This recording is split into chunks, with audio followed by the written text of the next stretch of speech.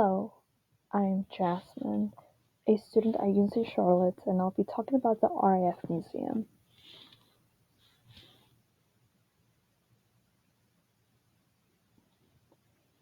The Royal Air Force Museum was founded in 1972 to commemorate the RAF 50th anniversary, and it opened in London. Since 1979, the museum has also managed the Modes Cosford Aerospace Museum, which has been open since 1972. When it officially added to the museum portfolio in 1998, it was renamed the RAF Museum Cosford. The museum has two external stores, one in Stafford and the other at RAF Cosford.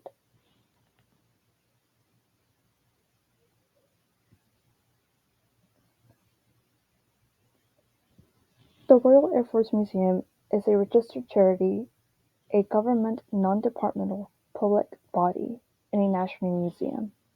The collection is central to everything, consisting of approximately 1.3 million objects held in the trust for the people of the United Kingdom. The RAF Sanitary transformation in 2018 allowed the museum to bring 500 more objects from the stores to share with visitors, the majority of which had never been displayed before.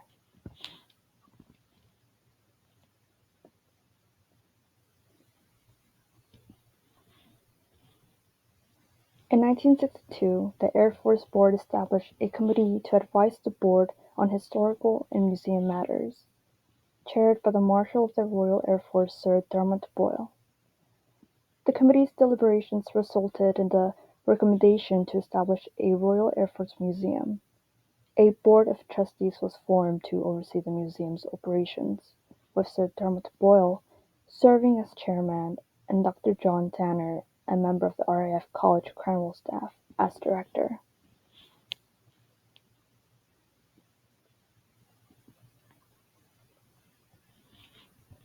Hendon was chosen as the best location for the museum due to its long aviation history, and on November 15, 1972, Her Majesty the Queen officially opened the Royal Air Force Museum at Hendon, London.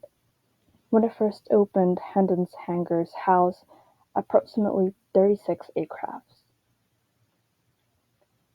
In the years that followed, the museum acquired approximately 130 aircrafts. Aircrafts not on display were held in reserve collections at a number of RAF stations across the country, including RAF Cosford. Except for the Battle of Britain, open days at various RAF stations. These stored aircrafts were rarely available for public display.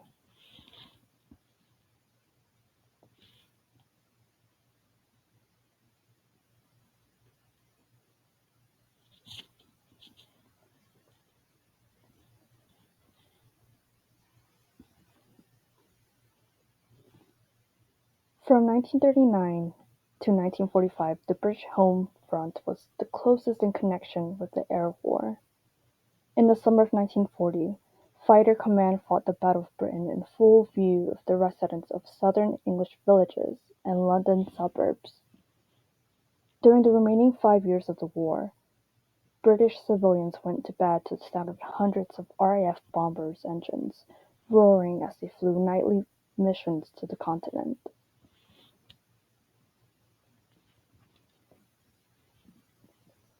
The RAF flyer was constantly crossing the lines between the military and domestic worlds, enjoying the all-male camaraderie of the mess while still being drawn to the responsibilities and pleasures of marriage and fatherhood.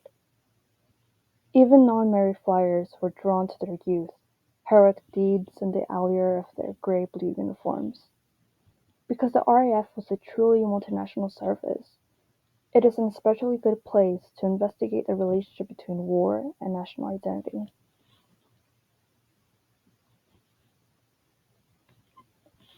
The RAF also recruited non-white individuals of the Empire, some of whom became operational pilots in their experience dealing with the dual challenges of combat and racial discrimination deserves special attention, not at least because it has been virtually erased from the dominant memory of the air war.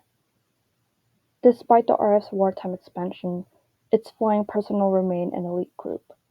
Every operational pilot was either a commissioned officer or an NCO.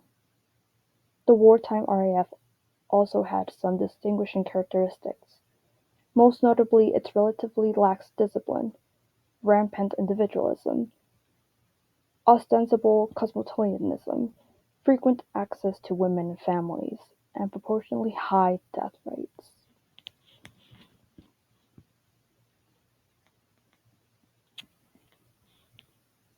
The reasons why the collections are important are representation of history and culture, education, respecting artists and artifact makers, studying research, and inspiration.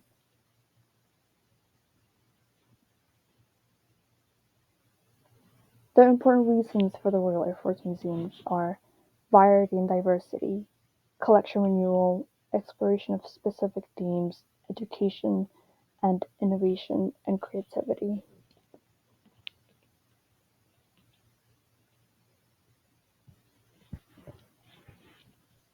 We have come to the end of the presentation. Thank you so much for watching.